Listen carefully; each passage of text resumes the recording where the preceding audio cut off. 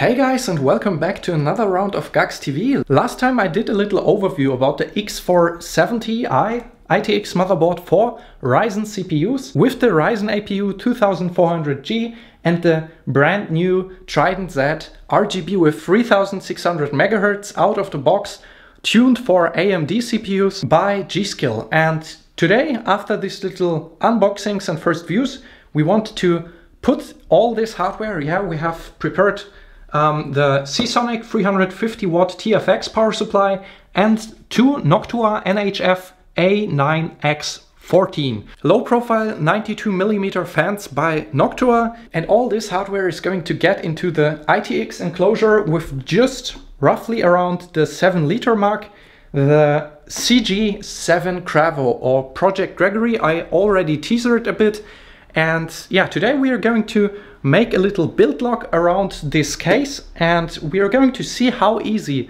the building procedure is going to be. So how easy is it to build up your own CG7 when it's going to launch, and how much hardware, cooling and performance we can squeeze into this little system with the AMD APU. Yeah, let's start with the unboxing and let's see what we have inside this little box.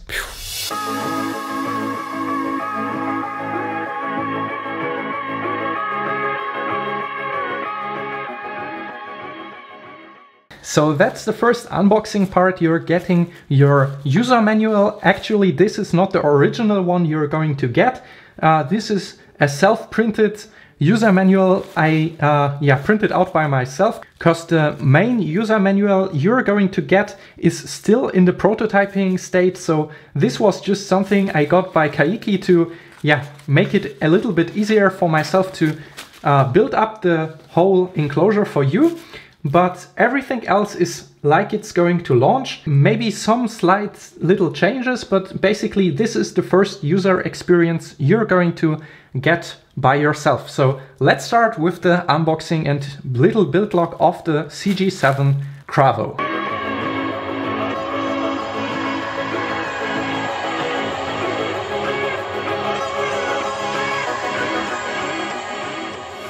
Okay, so guys, we have the first piece of the case, and this is one of the main parts. It is the front of the case, and you can see how small and how thin the whole enclosure is going to be. And yeah, that's just caused the TFX power supply. And yeah, I think this part really shows up how much effort goes into the design and about the aesthetics of this case, because the case was not designed only to be very space efficient. It was designed to look amazing as an HTPC, so it's going to complement every environment by its appearance. I think this design is the basic black version with the silver accents. Some clear acrylic on the backside, which illuminates when you're going to place some LEDs inside. When the CG7 is going to launch, you will have so much more options in the customization process, because there will be a configurator. You can choose like the main parts, if they are going to be black, like in this case, or white. There will be white acrylic as well, so you can choose between black and white, and brushed aluminum, and even further, there are wood parts. You can choose between a dark and a bright wood. So you have so much options to customize your CG7. Let's move on with the packaging.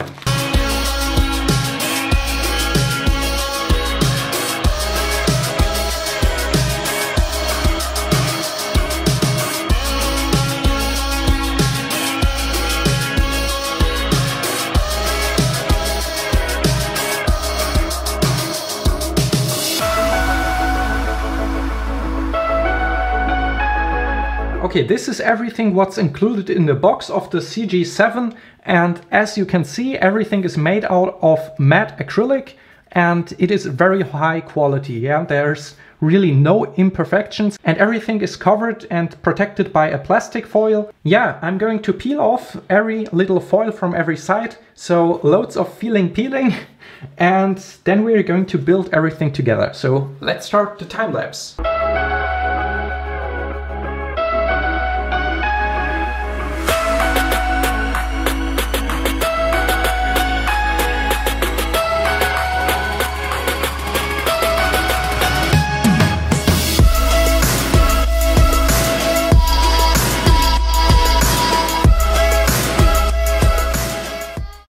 Okay guys, here's the first big feature of the CG7 Cravo. It offers two different layouts. One is the TFX layout I already explained. We are going to use an TFX power supply, and that's the mount for it with the normal ITX form factor and a low profile PCIe cutout for 2 slots.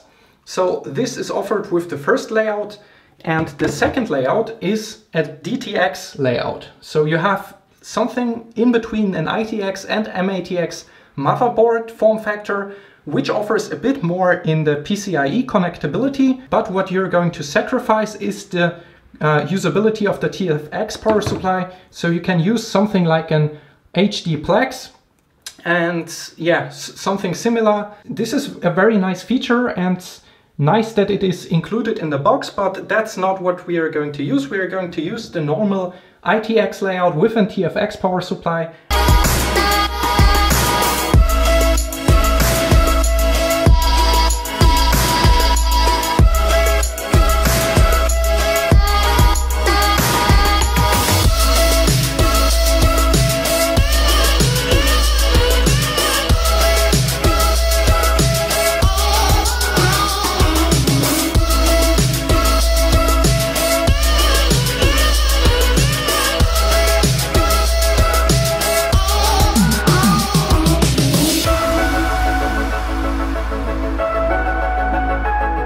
We're getting a little tool case with every little screw, which is mentioned in the manual, so everything is in its little space. And I think this is something the big case manufacturers should really look into, because it is so comfortable to work with such a little tool case instead of all those little plastic bags you're normally getting with even the high-end cases. So this is something I really appreciate that the CG7 is here including.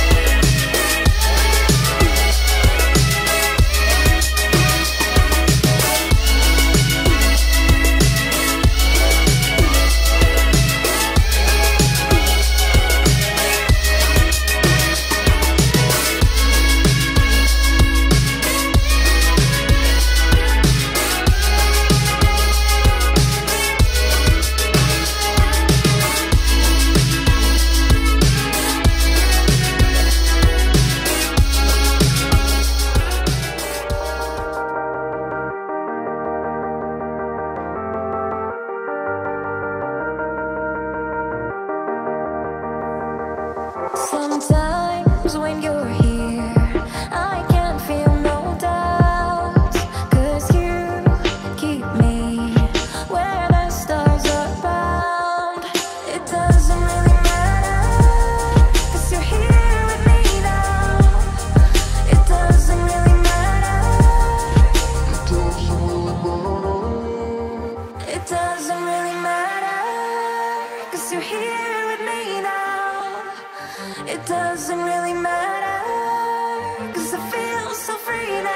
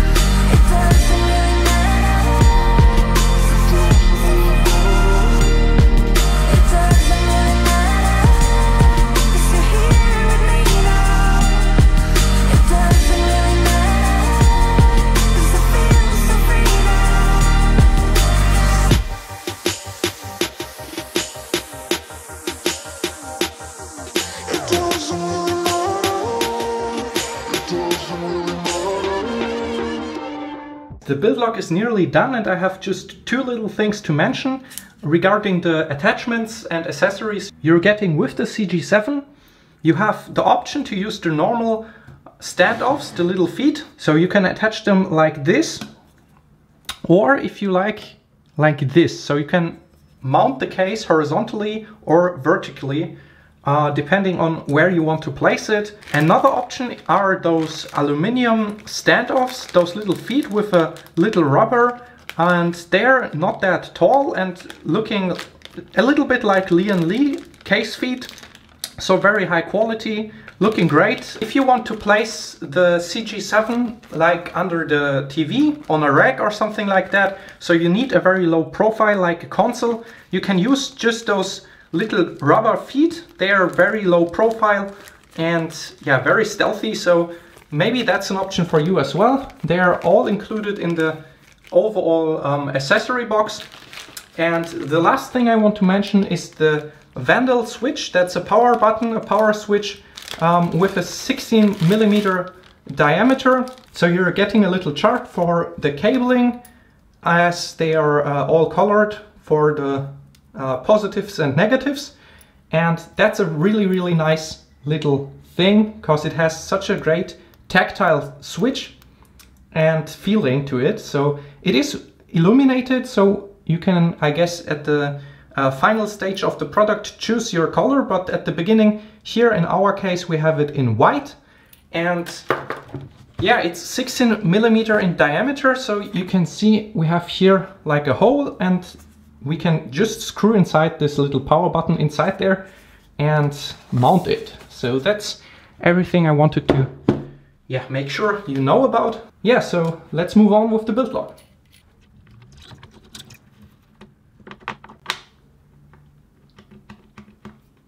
Okay guys, the build log is nearly done, and I just want to show you that you could, if you want, you could really mount 3 SSDs in a row with this little bracket. It is just that easy that you just need to find some space between your cables, and then you have the space for 3 additional SSDs. So that's a very nice additional little piece, which really gives you so much more opportunities when it's coming to storage. But in my case, I'm going to use the M.2 SSD. Another thing is this little bracket. It supports up to 120mm fans. So you could, if you really want the airflow and you really want to cool down your components inside the system, you could mount it like that. Like I said, a 120mm fan directly above the ITX motherboard, so you get the best performance in cooling. For my build log, I'm not going to use this little bracket, just because I'm going to test it at first with the AMD boxed cooler, and then I'm going to take a look at the Noctua NHL12S, because it's the biggest cooler which fits inside this little system natively. So that will be very interesting, because it will be directly hitting like the highest point of the case. So yeah, at this point we can just move on. I just wanted to show you that there are so many more options for cooling and for storage. So there's really so much you can do in this little case.